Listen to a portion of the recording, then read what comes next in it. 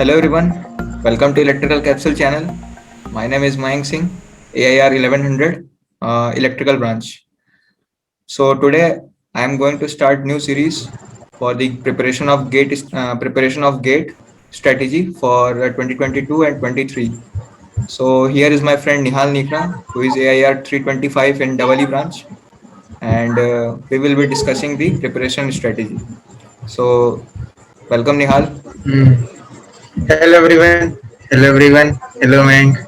हाँ, सो ये पूरा वीडियो रहेगा ये अपन बाइलिंगुअल करेंगे क्योंकि काफी स्टूडेंट्स है इंग्लिश में थोड़ा प्रॉब्लम होती है। सो हाँ हाँ अपन यहाँ पे हम लोग तीन चार चीजें डिस्कस करेंगे। हम लोग पहली बात की प्रिपरेशन जो करते हैं जैसे स्टार्ट करते हैं तो काफी स्टूडेंट्स को ये रहता है कि हम्म कौन से सब्जेक्ट्स पहले करें। जो सेल्फ प्रिपरेशन स्टूडेंट्स रहते हैं उनको हम्म बहुत ज़्यादा प्रॉब्लम होती है। फिर जब टेस्ट सीरीज की बात आती है क्योंकि इस टाइम से हम लोग काफ़ी देखते हैं कि टेस्ट सीरीज लॉन्च हो गई है काफ़ी कोचिंग्स की। तो वो टेस्ट सीरीज लेने में कंफ्यूज होते हैं, फिर टेस्ट सीरीज को कैसे हम्म अप्रोच करें, ये चीज़ें होती हैं। हम्म सो मैं ये सब पॉइंट अपन डिस्कस करेंगे। सो निहाल, पहला क्वेश्चन ये है कि जब तुमने अपनी प्रिपरेशन स्टार्ट की थी तो सबसे पहला सब्जेक्ट तुमने कौन सा स्टार्ट मतलब तुमको कौन सा पढ़ाया गया था कोचिंग में? सो मेरा जो सबसे पहला सब्जेक्ट था वो था कंट्रोल सिस्टम। तो कंट्रोल सिस्टम पढ़ाया गया था। तो सबसे पहला सब्जेक्ट तो मैंने से अच्छा। सो उसमें मतलब जैसे जब शुरू में तुमको पढ़ाया गया तो मतलब अब वो अपन तो क्या था कि कॉन्सेप्ट हम लोग को गेट के लेवल का तो था नहीं। तो तुमको शुरू शुरू में कुछ हाँ हाँ परेशानियां हाँ हुई थी कि मतलब ये कॉन्सेप्ट मुझे तो आज पहली बार पता चला। तो मतलब मैं उसके हाँ बाद फिर हाँ जब क्वेश्चंस लगाने बैठे तो एकदम से तो क्वेश्चंस बने नहीं होंगे। फिर क्या तुम्हारा अप्रोच था हाँ। इसके बारे में? जैसे क्या होता था कि मतलब जैसे कोचिंग नहीं करने के पहले मैंने बहुत सारे मतलब यूट्यूब पे लेक्चर्स भी होते ना फ्री, तो हम्म। वो भी रेफर किए थे। तो उसमें गेट के प्रीवियस ईयर होते थे। तो जब अपन मतलब जब ऐसे यूनिवर्सिटी में जब कंट्रोल सिस्टम चल रहा था तब मैंने उसी गेट के क्वेश्चंस को अप्रोच करने की ट्राई किया था। तो कुछ कुछ चीजें उसमें अलग होती है क्योंकि वो बहुत बेसिक से स्क्रैच से उठाते हैं क्वेश्चन। तो जैसे सिग्नल सिस्टम का बहुत की रोल होता है कंट्रोल सिस्टम में। तो वहाँ का मतलब तुमको नॉर्मल लाप्लास ट्रांसफॉर्मेशन इनवर्स निकालते हुए आना चाहिए। फिर ब्लॉक डायग्राम क्या होता है। फिर मतलब ये बहुत छोटी छोटी चीजें जो मतलब सिग्नल्स में पढ़ाई जाती हैं, है ना। स्टेप सिग्नल क्या होता है, स्टेप सिग्नल का लाप्लास ट्रांसफॉर्म, फिर रैम का लाप्लास ट्रांसफॉर्म, फिर इनको बेसिक सिग्नल एलिमेंट्री सिग्नल्स क्यों बोलते हैं। फिर मतलब ये बेसिक बेसिक चीजें होती हैं जिसके थ्रू मतलब आप फाउंडेशन बनाते हो कंट्रोल सिस्टम का और ओके। आगे आप प्रोसीड करते हो। तो मतलब ये सारी चीजें थी। तो सो स्टूडेंट्स को बहुत ही ज्यादा मतलब ज्यादा अच्छा है मतलब इनकेस कोई भी सब्जेक्ट की तैयारी कर रहे हो तो गेट के लिए स्पेशली। सो इससे ये पता चलता है कि जो भी स्टूडेंट्स गेट के लिए अभी भी सोच रहे हैं या जो अभी प्रिपरेशन अपनी जर्नी स्टार्ट किए हैं, अभी भी लेट नहीं हुआ है, लेकिन जो भी अभी स्टार्ट करने वाले हैं जैसे थर्ड ईयर स्टूडेंट जो अब अलाउ हो चुके हैं, सो उनके लिए एक चीज़ ये पॉइंट है कि वो अपना प्रिपरेशन के लिए जो अभी स्टार्ट नहीं किए हैं वो अपना बेसिक्स फाउंडेशन पहले से अपना बनाते चले। इससे ये फायदा होगा उनको कि आखिरी टाइम पे उनको मगअप नहीं करना पड़ेगा सब्जेक्ट्स में, और उनको कॉन्सेप्ट्स और क्लियरली समझ में आएगा जब वो जिस भी एडुकेटर्स को फॉलो कर रहे हैं। तो सो निहाल, दूसरा क्वेश्चन ये है कि जब कंट्रोल सिस्टम तुम्हारा जब खत्म हो गया था तो तुमने वर्कबुक कितने दिन में कंप्लीट हाँ, की थी और प्रीवियस ईयर कितने दिन में कंप्लीट की थी? वर्कबुक ऐसा था कि पहला सब्जेक्ट था ना मेरा कंट्रोल सिस्टम। तो ऐसा था कि सिर्फ वही सब्जेक्ट पढ़ना होता है तो फिर हम लोग उसी में ही ज्यादा कंसंट्रेशन देते हैं। तो मतलब वो पैरेलल ही हो गया था। जैसे मतलब 1 मंथ चला था तो वो कंट्रोल सिस्टम तो वो पैरेलल ही होता गया था। हम लोग ऐसा क्लास में भी था पीछे बैठ के, कि मेरा डिजिटल चल रहा था तो अपन क्लास में हाँ बैठ के पीछे क्लास से में पढ़ पीछे रहे थे। बैठ के या फिर अपन हाँ हाँ लाइब्रेरी में बैठ के मतलब प्रीवियस ईयर या बुक जो रहती थी वो लगाते थे। तो व्यूअर्स जो हम्म हैं यहाँ पे उनको ये भी बता देना चाहता हूँ कि मैं और निहाल सेम बैच के थे, हम लोग सेम क्लास में ही थे, हम लोग हम्म साथ में ही जाते थे हम्म कोचिंग वगैरह। बस मेरी कोचिंग अलग थी, इसकी कोचिंग अलग थी, लेकिन टाइमिंग ऑलमोस्ट सेम थी। लेकिन ये भी चीज थी कि हम लोग का जो ट्यूनिंग था हम लोगों को शुरू से था। सो आप लोग अपना जो भी प्रिपरेशन कर रहे हैं, अब तो खैर कोचिंग वगैरह तो सब बंद हो चुकी है कोविड की वजह से। सो सब अपने घर से ही प्रिपरेशन कर रहे हैं, लेकिन फिर भी हम लोगों ने जो ले प्रिपरेशन की 21 सकते के हो। लिए, उसमें हम लोग का ये सबसे बड़ा रोल था कि हम लोग कोविड के दौर होते हुए भी हम लोग का ट्यूनिंग बनी रही, क्योंकि हम लोग कॉलिंग पे पढ़ते थे। जियो को हम लोग भरपूर फायदा हम्म उठाए। बहुत ही ज्यादा 2-3 घंटे तक मतलब कॉल पे मतलब रह के और मतलब कुछ भी डिस्कशन करना हाँ। मतलब आराम से हो जाता था। तो वो भी है, तो जियो का भी एक एडवांटेज था, कॉल ड्रॉप हो जाता फिर से लगा लेते थे। तो हम्म। ये भी था, हर चीज का एक लूप होल सिस्टम मतलब रहता है तो उसको। वो तो है। सो हमारा जो हम्म अब दूसरा पॉइंट ये है कि जो भी प्रिपरेशन अभी जिनकी मिड में चल रही है, मतलब पोज एस्पिरेंट्स जो हम्म जिनका बेसिक्स पहले से क्लियर है, मतलब जो नेटवर्क कंट्रोल डिजिटल ये सब सब्जेक्ट्स पहले से कंप्लीट कर चुके हैं, वो फोकस कर रहे होंगे हम्म डबल ई डिपार्टमेंट में, जैसे जो डबल ई के लिए देंगे, हम्म या आईएन में हाँ भी अब हाँ जैसे ट्रांसफार्मर वगैरह आ गए हैं। सबसे बड़ा जो हमारा पार्ट होता है वो हाँ मशीन और पावर सिस्टम और पावर हम्म इलेक्ट्रॉनिक्स, हम्म टाइम हम्म डिसाइडिंग सब्जेक्ट है। सो पावर सिस्टम का जो हम लोगों ने पढ़ा था, जैसे मेरे मुझे जितना याद है, हम्म तो हम लोगों ने हाँ जैसे हाँ फॉल्ट एनालिसिस और पावर सिस्टम स्टेबिलिटी, हम लोगों ने इस पे ज्यादा फोकस किया था, हम्म क्योंकि हाँ परफॉर्मेंस बिल्कुल पैरामीटर तो हमारे जो दीप्तांशु सर थे, डीसी सर, उन्होंने ही हाँ हाँ कंप्लीट हाँ करवा दिया था। तो हम लोग हाँ लेक्चर के साथ ही हाँ करते हाँ चले हाँ जाते थे और एनपीटीएल हाँ के भी असाइनमेंट हाँ साथ में करते गए। लेकिन फॉल्ट एनालिसिस में पॉइंट जो है कि क्या क्या चीज जो प्रिपरेशन कर रहे हैं उनको क्या किस किस चीज पे फोकस करना है, क्योंकि वहां पे वर्चुअल कैल्सी का जो रोल हम्म, प्ले हुआ था, तो जैसे हम लोगों ने किया था, तुम हाँ लोगों ने ऑब्जर्व किया था। सो वो क्या क्या पॉइंट्स है जो हम्म, किसी को मतलब जो तैयारी कर रहे हैं उनको देखना चाहिए। हाँ वो प्रीवियस ईयर्स में ऐसा है कि जब वर्चुअल कैल्सी नहीं था तो वैसे लेंदी प्रॉब्लम्स भी आते थे। तो हम्म। वर्चुअल तो अभी अपन को मतलब ऐसा टाइम टाइम बाउंडेड है कि हमको वैसे न्यूमेरिकल्स देखने पड़ेंगे जिसमें वर्चुअल कैल्सी का यूज हो सकता है मतलब, और हम उसका आंसर दे सकते हैं। हम्म। ऐसे बहुत सारी चीजें होती हैं जैसे लोड फ्लो वगैरह में और इन सब में कुछ कुछ कॉम्प्लेक्स प्रॉब्लम्स में हम लोग नहीं जा सकते हैं, जैसे फॉल्ट एनालिसिस में भी बहुत सारे कॉम्प्लेक्स में हम लोग नहीं जा सकते। तो उस वर्चुअल कैल्सी का फाउंडेशन देखना होता है, जैसे कि एबीसीडी पैरामीटर का, जैसे परफॉर्मेंस पैरामीटर में फाउंडेशन है कि हम्म। वहाँ एबीसीडी पैरामीटर होता है, बहुत सारे आता है कुछ भी। और मतलब यही है कि आपको डबल ई में जब मशीन पार्ट सिस्टम पार्ट और ऐसे 3 सब्जेक्ट जो है इसमें कॉम्प्लेक्स प्रॉब्लम्स भी बन सकते हैं, लेकिन आपको वो पॉसिबिलिटी देखनी कि वर्चुअल कर्रेंसी के साथ क्या क्या हो सकता है। ओके। तो उस पॉसिबिलिटी को लेके और आपको प्रिपरेशन करनी है तीनों सब्जेक्ट्स की, क्योंकि तो कॉम्प्लेक्स कुछ भी हो सकता है डबल ई में। ओके। ओके। हम्म अब बात ये आती है कि सो अब हम मयंक की कुछ सब्जेक्ट्स के बारे में स्ट्रेटेजी जानेंगे। सो मयंक, तुमने अपना मशीन्स कैसे अपना प्रिपेयर किया था, जब अपना ऑडियंस को कन्वे करें। मेरा मशीन का जो जर्नी है ना, वो काफी इंटरेस्टिंग रहा, क्योंकि जब मैंने 2020 में हाँ दिया था तो कुछ फैमिली इश्यूज की वजह से मेरा वो सब्जेक्ट नहीं कर पाया था मैं कोचिंग में। सो मेरा वो मशीन्स वहाँ पे लैग हो गया था। जब मैंने दिसंबर में जब चालू किया तो मेरे जो कमांड में सब्जेक्ट्स थे जो मैंने सबसे पहले किए थे वो तो मैंने पूरा कर लिया, लेकिन मुझे मशीन में टाइम नहीं मिल पाया था। सो उसका मुझे बहुत बड़ा कॉस्ट पे करना पड़ा था 2020 में, और वो मेरे लिए काफी मतलब पेनफुल था।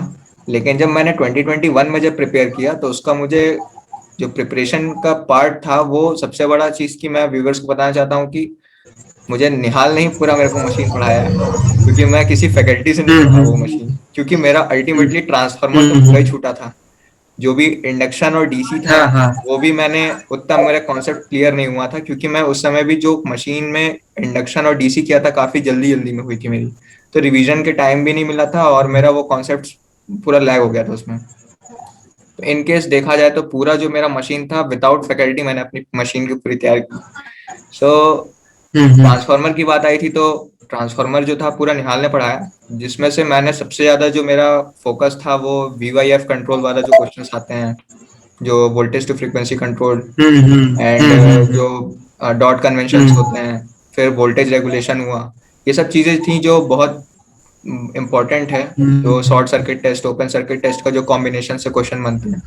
सो ये सब चीज़ों पे मैंने ज़्यादा हम्म, फोकस किया था, और उसके न्यूमेरिकल्स हम्म, मैंने पूरे प्रैक्टिस किए थे। ऑलमोस्ट मैंने उसके 300 to 350 न्यूमेरिकल्स पूरे लगाए थे, जितने वर्कबुक जो हाँ, तूने मतलब मुझे स्कैन करके भेजा था तो। हाँ, हाँ, हाँ, हाँ, हाँ। मशीन्स में प्रैक्टिस भी मांगते हैं खूब ज्यादा, मतलब वेराइटी ऑफ क्वेश्चंस भी होते हैं। तो पावर इलेक्ट्रॉनिक्स की हम बात करते हैं कि पावर इलेक्ट्रॉनिक्स क्योंकि बहुत ज्यादा टफ भी होता है, कंसेप्चुअल होता है। तो हम्म। पावर इलेक्ट्रॉनिक्स की आपने प्रिपरेशन कैसे की थी जरा? पावर इलेक्ट्रॉनिक्स की जो प्रिपरेशन थी वो मशीन से भी एक्साइटिंग निकली, क्योंकि मैंने power electronics in last 1 month में मैंने की थी, और वो सबसे बड़ा मेरे लिए चैलेंज था एक तरीके का। क्योंकि ये रिस्क मैं अपने व्यूवर्स को हम्म, बता दूं कि ये बिल्कुल भी ना लें, ये एक्सपर्ट्स की निगरानी में भी नहीं की थी गई थी, ये मैंने खुद पे अपना ट्राई किया था एक्सपेरिमेंट। हाँ, हाँ, बिकॉज मेरा पावर इलेक्ट्रॉनिक्स जो था, मैंने पेन ड्राइव कोर्स लिया था गेट एकेडमी का। सो वो मैंने ढांडे सर को तो हमेशा से फॉलो करता था, तो मैं पावर इलेक्ट्रॉनिक्स उन्हीं से पढ़ना चाहता था, तो मैंने उन्हीं को फॉलो किया था। एंड हम्म, पावर इलेक्ट्रॉनिक्स का एक बड़ा चीज ये था कि उसमें मुझे सबसे ज्यादा लेक्चर्स करने थे, और ऊपर से उसमें हम्म, ब्रेकफॉर्म्स वगैरह थे, तो मेरे नोट्स भी बनाने थे पैरेलली, और मुझे वो कंप्लीट करके हम्म, चलने थे साथ में। सो वहां पे मेरा जो हम्म, प्रिपरेशन स्ट्रेटेजी ये था कि मैं जैसे ही लेक्चर कंप्लीट करता था, मैं एक दिन में मैंने शुरू शुरू में मैंने 1-2 लेक्चर्स किए, क्योंकि टाइम टेकिंग था वो। उसके बाद जब मेरा फ्लो बन गया था, तो मैं एक दिन में 4-4 लेक्चर भी खत्म कर देता था। उसके बाद फिर मैं, जैसे ही वो 4 लेक्चर खत्म हम्म, होते थे, उस 4 लेक्चर को मैं पूरा थॉरोली रिवाइज करके उसके रिलेटेड जितने न्यूमेरिकल्स थे मैं वहीं पे कंप्लीट कर लेता था। सो इससे ये होता था कि मेरा वो हम्म। पार्ट जो था वो कंप्लीट होते चले गए। तो आखिरी टाइम पे ऐसा हुआ था कि इन्वर्टर और जब चॉपर जब मैंने कंप्लीट किया, तो मेरे लिए हाँ, और काफी एक इजी हो गया था वो।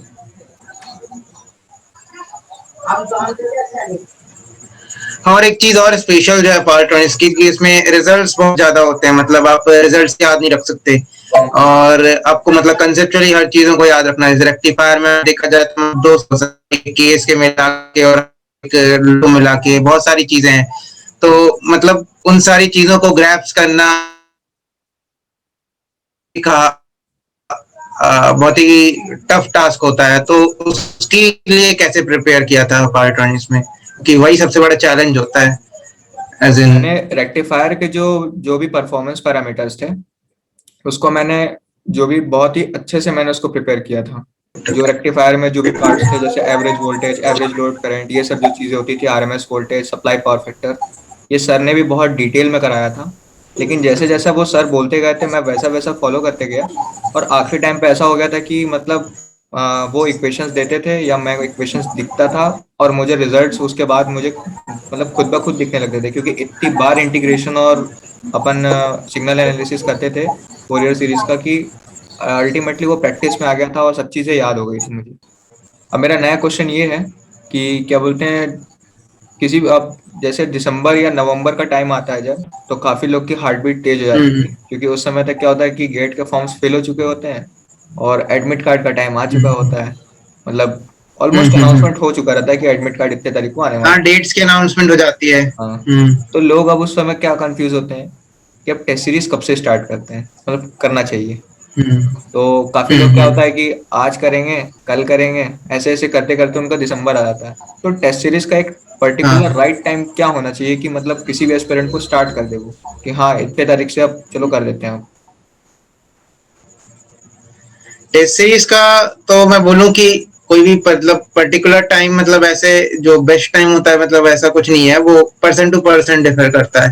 हम्म। जैसे आप जितने नंबर ऑफ, मतलब आप ऐसा भी है कि एक भी सब्जेक्ट अगर हो गया हो तो आप उसके सब्जेक्ट वाइज लगाना चालू करो, मतलब उस सब्जेक्ट्स में और कॉन्फिडेंस हो जाएगा। टॉप मॉक टेस्ट तो अल्टीमेटली आपको दिसंबर में ही देने होते हैं। तो आप ये कर सकते हो कि सब्जेक्ट वाइज और जितने भी बार टेस्ट होते हैं वो आप सब्जेक्ट्स के रनिंग में ही आप कंप्लीट कर सकते हो। जैसे कि तो हम लोग ये पावर एक है। सिस्टम में किए थे। हाँ, कि आप मतलब आपने सब्जेक्ट्स कंप्लीट कर लिए या आपने वो पार्ट कंप्लीट कर लिया तो आप पार्ट टेस्ट दे सकते हो। या फिर तो ऐसे आप मतलब कर सकते हो, तो आखिरी में आपके पास बर्डन नहीं आएगा। हम्म। लेकिन अल्टीमेटली जो मतलब वो पार्ट टेस्ट और वो सिर्फ सब्जेक्ट में कमांड पाने के लिए होता है।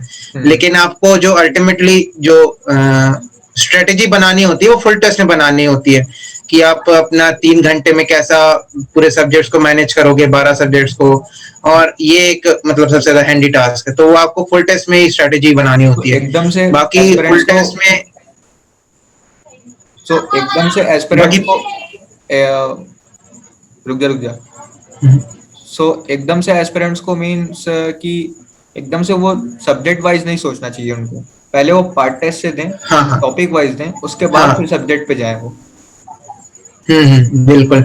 और बिल्कुल भी ऐसा वरी ना करें कि मतलब टेस्ट में नंबर नहीं आ रहे या कुछ भी नहीं आ रहा, मतलब सबके नहीं आते हैं शुरुआत में। हम्म मेरे खुद नहीं आते थे। तो ऐसा था कि मतलब बहुत ही ज्यादा तो उसमें एनालाइज करना है कि वो सब्जेक्ट्स में क्या है, क्योंकि अल्टीमेटली पार्ट टेस्ट आपका कोई टेस्ट नहीं कर सकता, वो सिर्फ पर्टिकुलर सब्जेक्ट को टेस्ट करता है। लेकिन हम्म अल्टीमेटली तो आपको 12 सब्जेक्ट्स के साथ उस गेट एग्जाम में उतरना है, तो कितने क्लैरिफाई हुआ आपके, मतलब जो टॉपिक्स हैं कितने क्लैरिफाई हैं, सिर्फ वही जज करने के लिए होता है वो बस। सो मैं अपने व्यूवर्स हम्म। को ये भी बताना चाहता हूँ कि एक बार निहाल का भी बहुत लो स्कोर आया था टेस्ट सीरीज में। मेरा तो निगेटिव जा चुका था। सो काफी डिमोटिवेशन बहुत होता है। ज्यादा। लेकिन हाँ एक हाँ टाइम ऐसा आया कि जब हम लोगों ने मतलब मेहनत करते गए और फिर उसके बाद रिवीजन भी किए उस तरीके से। सो पार्ट टेस्ट और उसके बाद हम लोग का सब्जेक्ट वाइज तो अच्छा ही गया था सारे। क्योंकि जब अपन हाँ, सब्जेक्ट कंपेयर वाइज। करते थे और तो कुछ हमें। कुछ ऐसा है कि कंबाइंड टेस्ट भी होते हैं, कंबाइंड सब्जेक्ट वाइज भी होते हैं। तो मतलब कुछ कुछ टेस्ट उसके भी होते हैं, हम लोग सोचते हैं कि टेस्ट हम लगा ले में टाइम बचता है सिर्फ फुल टेस्ट के लिए, तो हम फुल टेस्ट ही देते हैं फिर सीधे। तो हम्म उसी पे मानना है, पर्सनल ओपिनियन दूं अगर मैं, कि पार्ट टेस्ट और जो सब्जेक्ट वाइज टेस्ट होते हैं, ये अगर आप कर सकते हो आपके लिए अच्छा है। हम्म लेकिन अगर नहीं कर पाते हो तो उसका कोई मतलब वो नहीं है कि आप नहीं कर चाहिए। उसमें अपनी स्ट्रेटेजी बनाओ कि कौन से सब्जेक्ट्स मुझे पहले करने हैं, कौन सा पार्ट मुझे पहले करना है, आप किसे चालू करना है कि डायरेक्ट अपना हमको उसमें उतरना है, क्या बोलते हैं, डोमेन में। मतलब ऐसे हम्म। आपको अपनी स्ट्रेटेजी जो भी पर्सन टू पर्सन होती है वो ओके। आपको खुद एनालाइज करना होता है। और तो टेस्ट सीरीज की कॉपी बनाना सबसे ज्यादा इम्पोर्टेंट है, वो भी एक की रोल प्ले करता है लास्ट मिनट के रिवीजन में। हम्म। सो हम लोगों ने कॉम्बैट भी दिया था क्योंकि आखिरी आखिरी में दिसंबर के टाइम पे कॉम्बैट हाँ, होता था। तो कॉमेट भी दिया था। कॉम्बैट ये था कि काफी हेल्पफुल था हमारे मतलब प्रिपरेशन में, क्योंकि वो एकदम से हम्म वो नया क्वेश्चन आता था तो हम लोग को गेट की प्रैक्टिस होने लगी कि क्योंकि गेट में अल्टीमेटली कोई भी चीज प्रीवियस ईयर का नहीं रिपीट होती है। वो मिथ है।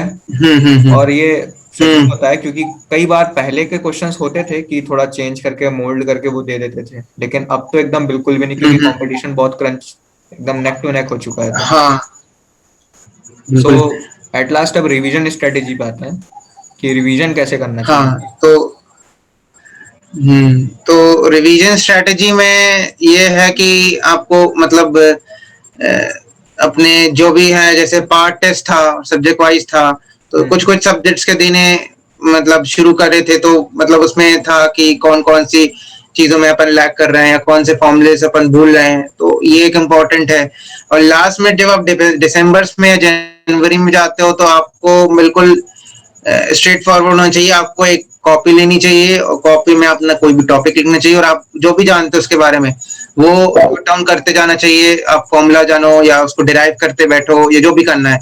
इससे क्या होता है कि ब्रेन स्टॉर्मिंग होता है आपके दिमाग में, कि आप कोई भी चीज भूल रहे होते हो तो वो पता चलती है। जैसे आप रेक्टिफायर चालू किया, रेक्टिफायर में आप जो जो पॉइंट जानते हो, हाफ वेव से चालू किया, फुल वेव किया, फिर ऐसे करते करते गए। हालांकि एक दिन का टास्क नहीं है वो, मतलब बहुत ज्यादा टाइम भी लगता है उस चीज में। तो आप छोटे छोटे ऐसे टॉपिक्स लो, उसमें फिर आप जब आपका खत्म हो जाता है कि अपने इतना ही आपको पता है, तो फिर आप अपने नोटबुक या जो भी है उसमें, और उस हिसाब से मतलब आपको रिवीजन करना चाहिए। तो ओके। वो इनकेस आपको कुछ चीज भूल रही होती है, तो वो भी आपको एग्जाम के टाइम या टेस्ट के टाइम याद आती है। यस। क्योंकि मैंने भी तो जब किया था तो पावर इलेक्ट्रॉनिक्स में मैंने हाँ। भी चॉपर का सेम ये टेक्निक अपनाया था कि मैं चॉपर की हेडिंग लिखता था, फोरियर सीरीज लिखा, और उसको रिकॉल किया और पूरे डेरिवेशन एक बार में, उसके सारे परफॉर्मेंस पैरामीटर एक बार में यूज करता था। क्योंकि बक बूस्ट कन्वर्टर जैसे होते हैं उसके सर्किट डायग्राम्स सबको याद होने चाहिए, क्योंकि अगर सर्किट डायग्राम भूले तो फिर हम्म। आप न्यूमेरिकल नहीं लगा सकते हो। और गेट में प्रोफेसर्स पहले क्या हम्म। करते थे कि 2016 के पहले वो मेंशन कर देते थे फिगर, लेकिन अभी रिसेंट में देखा गया कि वो सिर्फ वर्ड प्रॉब्लम देते हैं। आपको रिकॉल होना चाहिए सर्किट डायग्राम, और अगर आप सर्किट डायग्राम में कुछ गड़बड़ करते हैं तो फिर आप न्यूमेरिकल में आप हम्म। मार्क्स गेन नहीं कर पाएंगे। सो ये सब चीजें थी जो हम लोगों ने बेसिक अभी डिस्कस किया, कि किसी भी एस्पिरेंट हाँ, को प्रिपरेशन और स्टार्ट करने के एक पहले। और चीज मैं एक पॉइंट ऐड करना चाहूंगा। जैसे कुछ कुछ सब्जेक्ट्स होते हैं जो अपन मतलब भूल जाते हैं, सेकेंडरी छोटे छोटे सब्जेक्ट्स होते हैं, जैसे डिजिटल है, ईएमटी है ना, ये सारी चीजें मतलब ये भी एक की रोल प्ले करते हैं, एक बूस्टर की तरह होते हैं। तो कोई कोई लोग होते हैं कि मतलब कोर पे ध्यान देते हैं, इन पे कम ध्यान देते हैं। तो मतलब तुम्हारा क्या मानना है कि मतलब डिजिटल ईएमटी का क्या सिग्निफिकेंस है पूरे गेट में, या क्या वो मतलब की रोल प्ले करता है? जैसे छोटे छोटे सब्जेक्ट्स होते हैं जो 4 या 5 मार्क्स के जो होते हैं, मेजरमेंट होता है, डिजिटल होता है। देखो, हाँ। मैं तो मानता हूँ कि कोई भी सब्जेक्ट छोटा बड़ा नहीं होता। ये थोड़ा हम्म। इंग्लिश का डायलॉग हो गया, हाँ लेकिन हाँ कोई भी हाँ हाँ। कोई भी सब्जेक्ट छोटा बड़ा नहीं होता है। क्योंकि हर सब्जेक्ट हम्म। अपने में एक नंबर कैरी कर रहा है। सबसे पहली बात, गेट में बिल्कुल। प्रोफेसर्स ने उसको डिवाइड करके रखा है। अब ये प्रोफेसर्स के मूड पे होता है कि वो किस सब्जेक्ट को हीरो बना दे, किस सब्जेक्ट को विलन बना दे। सो कभी कभी हाँ, क्या होता है कि, क्योंकि 2020 में ऐसा हुआ था, ईएमटी एक की रोल प्ले कर दिया था। यस, 2020 में ईएमटी बहुत ज्यादा आया था। तो तो वहां पे ईएमटी रोल प्ले कर दिया। अच्छा, अब यहाँ पे क्या हुआ कि हम्म। 2021 में उसने पावर सिस्टम में जिस टॉपिक से सबसे ज्यादा टफ क्वेश्चन आते थे वहां से उसने आसान कर दिए, और नेटवर्क कंट्रोल को टफ कर दिया। सो वो पूरा टोटली डिपेंडेंट है प्रोफेसर्स के मूड पे, तो अपन कोई भी चीज छोड़ के नहीं आ सकते। हर तीर, प्रेडिक्टेबल नहीं है। यस, बिल्कुल भी GATE is not predictable exam. आपको पूरी चीज वहां पे स्ट्रेटेजी के साथ आपको स्मार्ट वर्क भी करना पड़ेगा, तभी आप गेट क्रैक कर सकते हैं। वरना आप गेट में आप सोचेंगे कि मैं ये टॉपिक पढ़ के चले जाता हूँ, यहाँ से क्वेश्चन तो पिछले साल आया था तो इस बार जरूरी नहीं है कि वो आएगा। ये चीजें हैं। हाँ हाँ, सो वो ये बिल्कुल। सबसे बड़ा तो इंपॉर्टेंट ये पॉइंट है छोटे कि, छोटे सब्जेक्ट्स भी अपना एक की रोल प्ले करते हैं, तो इसमें भी आपको एक अपना एक जितना मतलब आप कर सकते हो उतना जरूर आप अपना ग्रेस्प रखें उसमें भी। कि क्योंकि क्या होता है कि अल्टीमेटली हम लोग फोकस कर देते हैं बिल्कुल वो 3 सब्जेक्ट्स में, machine, power system, power electronics, और हम बाहर के सब्जेक्ट्स भूल ही जाते हैं जो छोटे छोटे होते हैं। और वही की रोल प्ले कर जाते हैं कभी कभी हमारे रैंक पे भी, और हमारे जितने भी स्कोर पे भी काफी ज्यादा डिपेंड हो जाता है। तो ये भी एक पॉइंट है जो सारे एस्पिरेंट्स को अपने प्रिपरेशन मोड में ध्यान रखना चाहिए। सो अब मैं आखिरी में वाइंड अप करता हूँ कि जो की हाँ। पॉइंट्स हैं वो क्या क्या होने चाहिए।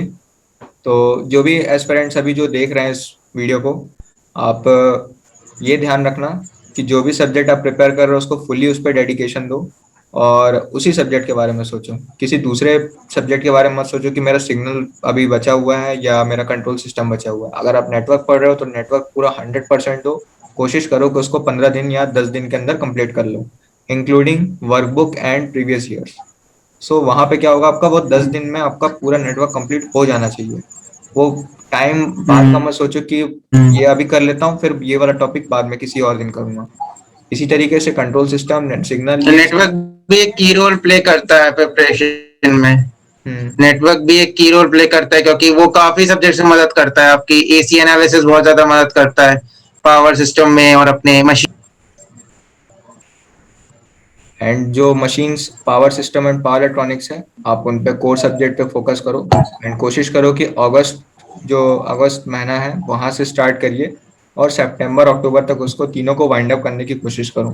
पैरेलली लेके ले चलने की कोई जरूरत नहीं है, एक एक सब्जेक्ट लेके चलें और आराम से उसको कंप्लीट करें। एंड इक्वली टेस्ट सीरीज को भी देते रहें, जैसे निहाल ने डिस्कस किया कि आप सब्जेक्ट के बाद भी आप टॉपिक वाइज लगाते जाओ, तो आपका बर्डन कम होते जाएगा और आपको एनालिसिस करने में भी ईजी होगा, एंड कॉपी भी आप उसकी बना सकते हैं। So, thank you everyone for watching this video, and like and subscribe my channel, and share this video to everyone in your college group and those who are preparing for the gate. And आप मुझे Facebook और Instagram पे भी follow कर सकते हैं। वहाँ पे मैं शॉर्ट नोट्स के फॉर्म में मैं वहाँ पे बहुत सारी कंटेंट्स डाल रहा हूँ जिससे आपको प्रिपरेशन में हेल्प हो सकता है। एंड हमारा जो फेसबुक ग्रुप भी हम लॉन्च कर चुके हैं, जिसमें हम फेसबुक ग्रुप में आप जो भी आपको डाउट होगा या क्वेश्चंस हैं आप वहाँ पे पोस्ट कर सकते हैं। और उसके बाद हम वहाँ पे उसको आपको रिप्लाई करेंगे विथ डिटेल सॉल्यूशन। और जो भी वहाँ पे स्ट्रेटेजी है, जो भी अनाउंसमेंट है, अगर जो भी गेट के रिगार्डिंग है, तो हम वहाँ पे अपडेट करते रहेंगे। So thank you everyone once again, and thank you Nihal for coming to this thank you. Video. Welcome welcome welcome. तो ठीक है, मैं एंड करता हूँ। हाँ।